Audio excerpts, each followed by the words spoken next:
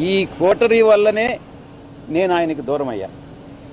నేను ఇంకోటి, ఆయన జగన్మోహన్ రెడ్డి గారితో నేను మాట్లాడినప్పుడు నేను చాలా స్పష్టంగా చెప్పా, సార్ మీ మనసులో నాకు స్థానం లేదు, నా మనసు విరిగిపోయింది, మీ మనసులో స్థానం లేనప్పుడు ఈ పార్టీలో కొనసాగాల్సినటువంటి అవసరం నాకు లేదు, కాబట్టే నేను ఈ పార్టీ వదిలి వెళ్ళిపోతున్నాను.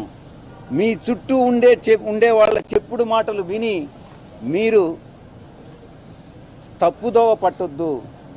మీకు ఎవరు నిజాలు చెప్తున్నారు, ఎవరు అబద్ధాలు చెప్తున్నారు అన్నటువంటిది మీరు పూర్తిగా అర్థం చేసుకోండి.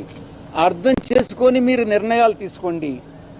అప్పుడు మీరు ప్రజలకు ఉపయోగపడతారు. మీరు నాయకులు, అధినాయకులు, ముఖ్యమంత్రిగా 5 సంవత్సరాలు పనిచేసినటువంటి అనుభవం ఉంది. భవిష్యత్తులో కూడా మీరు ఇంకా ప్రజలకు సేవ చేయాలి.